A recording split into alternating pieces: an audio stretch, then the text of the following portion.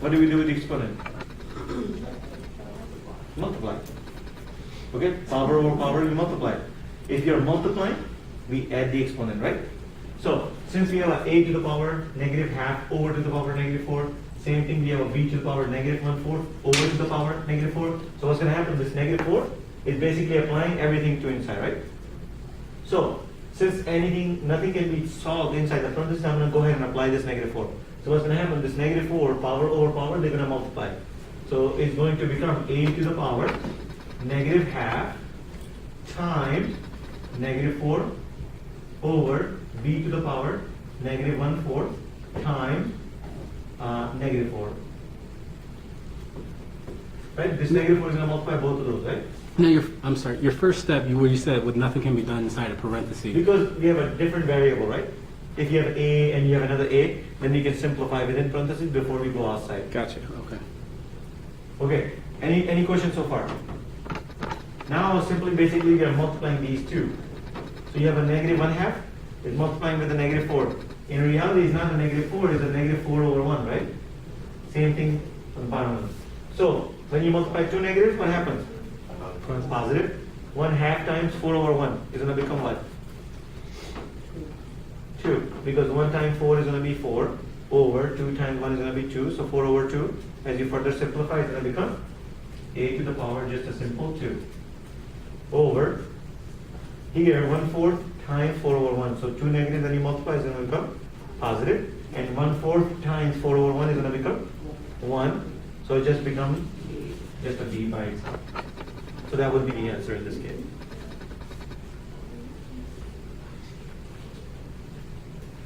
Why wouldn't you flip it if they're negative now inside the parentheses? Very good observation. Now, what happens as we simplify? And let's say this happened to be negative 2, then we can bring this at the bottom and so forth. Then we'll do it. But as we work it through it, there happen to be a positive exponent, then we don't have to flip them. But there are going to be some problems where we may have to switch them around there. Okay. So now we'll do 126.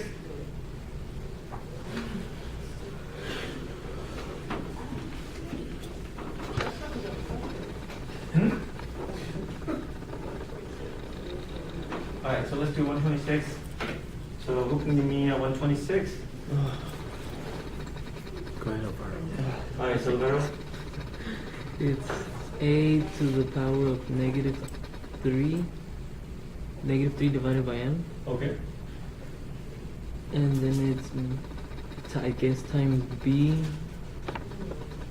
And to the power of 6 divided by n. Negative or positive? This is 6 over n? Positive. Okay. Over a to the power of negative 6 over m Mm-hmm. times b to the power of 9 over n, all in parentheses, to the power of negative 1/3. Negative 1? Third.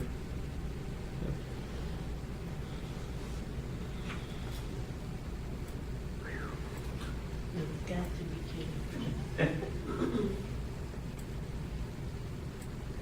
So this problem title is You Got to Be Kidding? You got.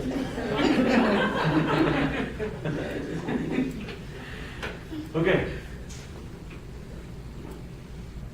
So what do you think? Wouldn't you simplify? Okay. So let's take a look at let's focus within the parentheses, right? Could you flip the A's, right? Bring the 3m down and bring the 6m up to make it positive, right? No? Yeah, we can do that.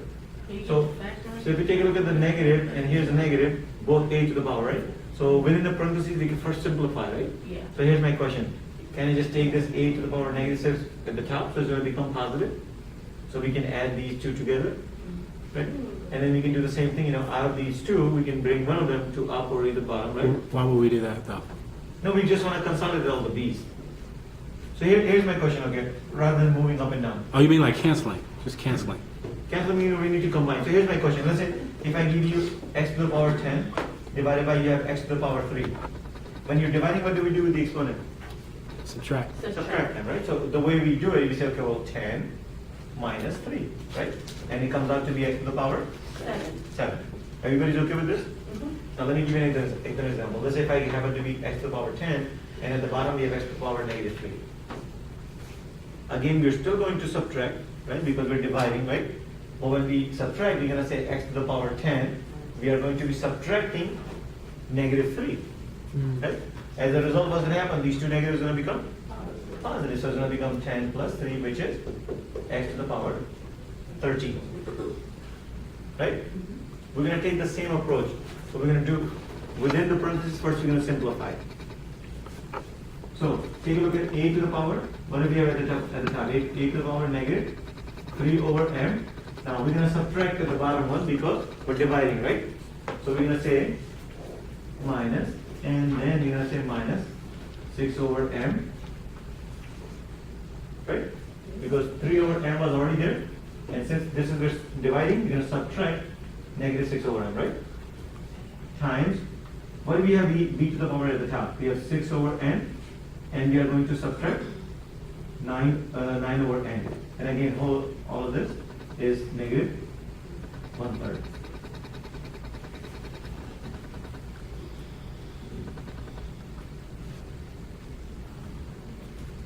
Okay, when you remove the parentheses with the two negatives, what's going to happen? It's going to become positive, right? So it's going to become a to the power negative 3 over m positive 6 over m times b to the power 6 over n minus 9 over n, and then to the power negative 1/3. We haven't done anything outside here, right? We're just continuing to simplify. So here's my question. When we add or subtracting fractions, what do we need to make sure? We have the same denominator, right?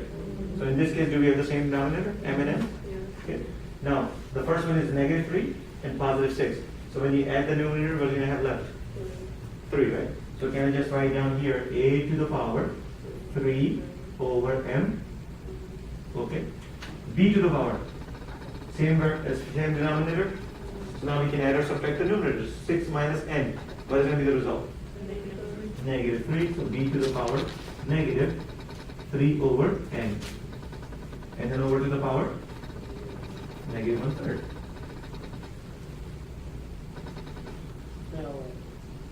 No, now we have to apply or remove, outside, because nothing else can be done inside the parentheses. Now we'll go outside the parentheses.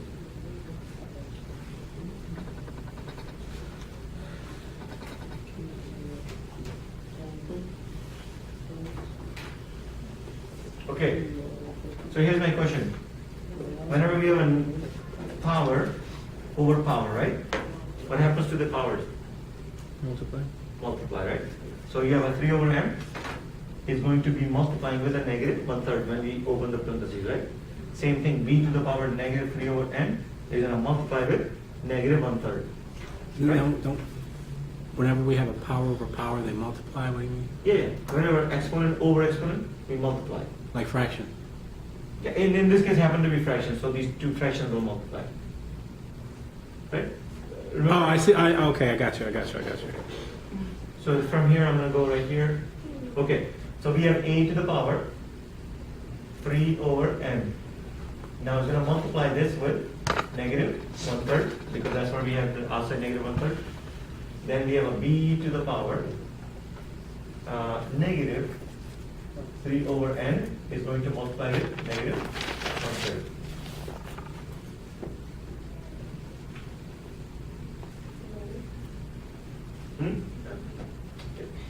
So, what's going to happen here when you multiply? 3 over m times negative 1/3.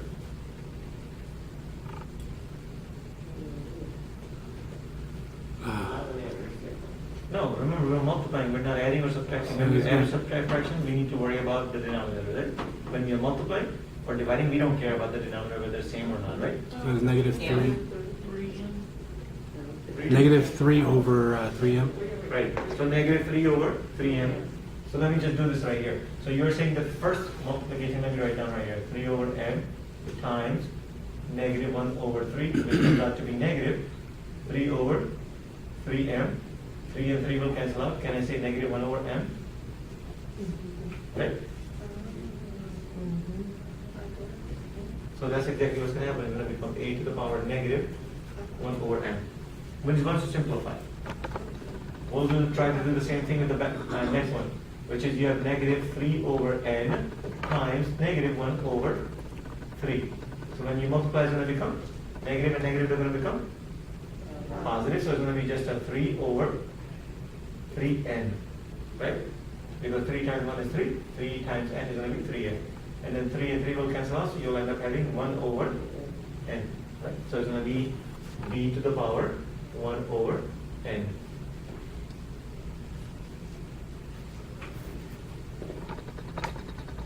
That's the answer. Not yet, not yet. What? In the book, they're going to ask you Pick the to trade. give me the final answer in a positive exponent. We don't want to see any negative exponent. Oh. So here's my question. If I take a look at right here, which variable has a negative exponent? A. So the A part here, we're going to move it there and we'll keep the B at the top. And the reason is because we don't want to see any negative exponent. That's the reason, right?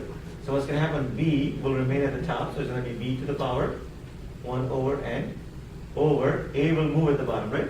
Because we're going to change the exponent from negative to positive. It's going to become A to the power 1 over m when it goes at the bottom, right? That's the final answer.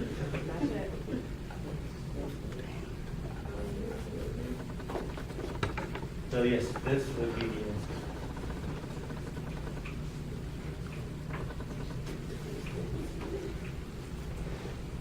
What do you think? Fun stuff? Yeah. Can't wait to see it on the test. You only took up half of the thing. All right.